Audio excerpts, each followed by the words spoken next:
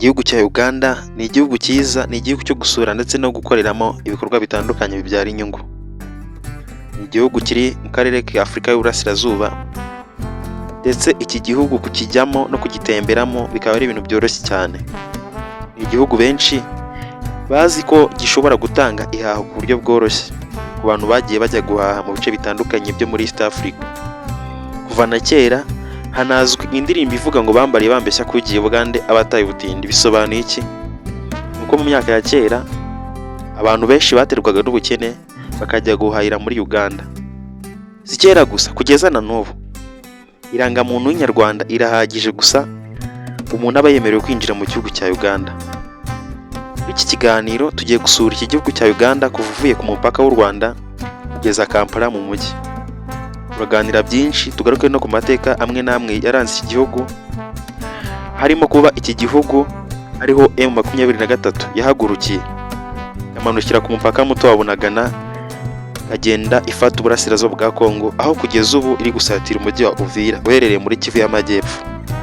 Muhawe ikaze, iyi ni Ishakiro TV, aho njyewe nitwa Baraka.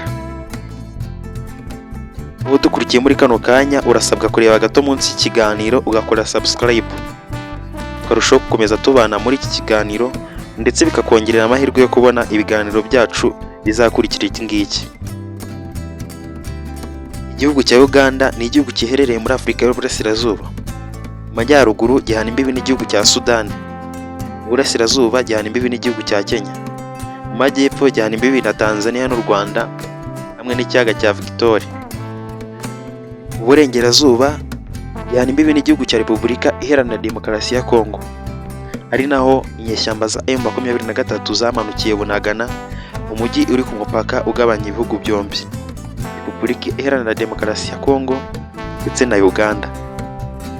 Ahangaha muri Repubulika Iharanira Demokarasi ya Kongo, mu burasirazuba bwa Repubulika Iharanira Demokarasi ya Kongo, ingabo za Uganda zoherejeho n'ingabo mu rwego rwo kurwanya umutwe wa ADF urwanya ubutegetsi bwa Uganda.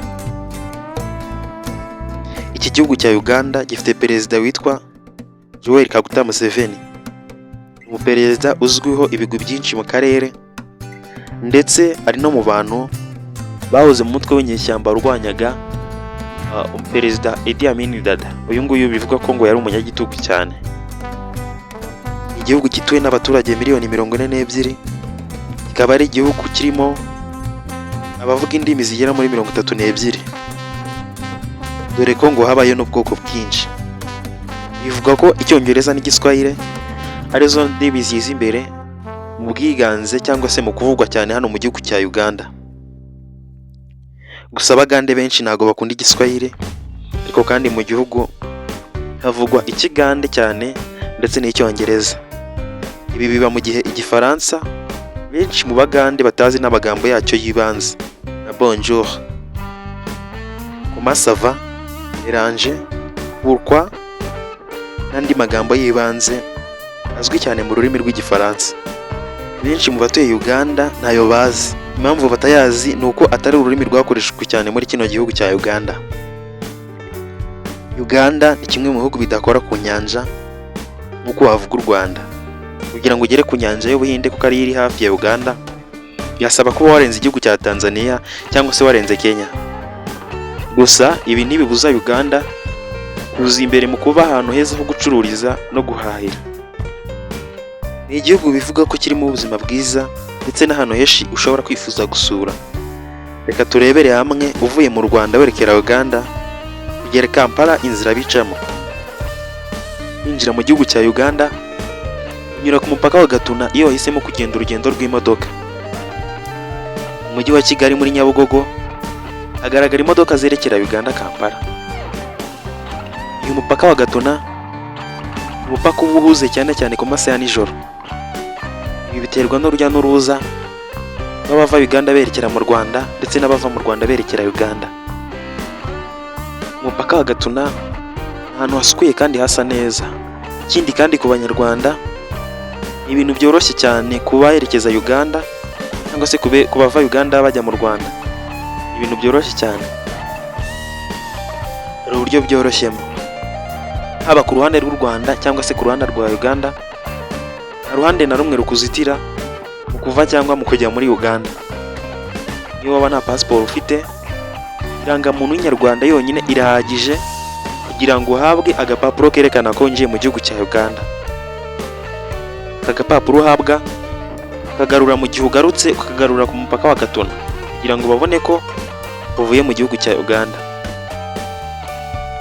Ukimara kurenga uyu mupaka wa Gatuna ubasha kubona ibitandukanye n'ibyo wari uri kubona. Bimwe mu byo wari usanzwe ubona cyangwa se wabonye mu gihe wazaga muri Uganda ni amamodoka manini atwaye ibicuruzwa, amakamyo. Ibi ni byo ukomeza kubona, ibindi byose biratandukanye cyane. Icya mbere, niba utwaye imodoka utwariye mu ruhande, mu Rwanda bakoresha iburyo, muri Uganda bakoresha ibumoso. Umuntu utwaye imodoka ahita ahindura uruhande yakoreshaga. Ikindi uhita ubona, mu gihe mu Rwanda wabonaga isuku nyinshi ku muhanda, muri Uganda ukimara kurenga umupaka wa Gatuna ntayo wongera kubona. Tangira kubona ibishashi n'ibicupa bijugunyanze impande y'umuhanda. Ikindi wongera kubona, mu gihe mu Rwanda wabonaga amatara acanye ku mihanda, muri Uganda uba winjiye mu gihe cy'icuraburindi, uba winjiye mu gihe cy'umwijima, kuko muri iki gihugu amatara mu bice byegereye imijyi gusa kuko ariho hari amashanyarazi. Kuva ku mupaka werekera aho bita Kabare ni igihe gito cyane, hagati y'iminota 45 ndetse n'isaha. Ahangaha uba uvuye ku mupaka wa Gatuna ubonye umujyi umwe mu mijyi ya mbere cyangwa se muri centre za mbere zirereye mu majyepfo ya Uganda, urimo winjira mu gihugu indani. Kabare, byinshi mu byo ubona ukimara kuhagera ni apartment nziza zo kuraramo, ndetse ubona na station ya essence na mazutu izwi ku izina rya Tuso. Uyu mujyi wa Kabare ni umujyi uhuze cyane. Ku masaha yo ku manywa abantu baho baba bari mu rujya n'uruza, ndetse abari mu kazi ubona ko bahuze cyane ndetse bitaye cyane mu byo bari gukora.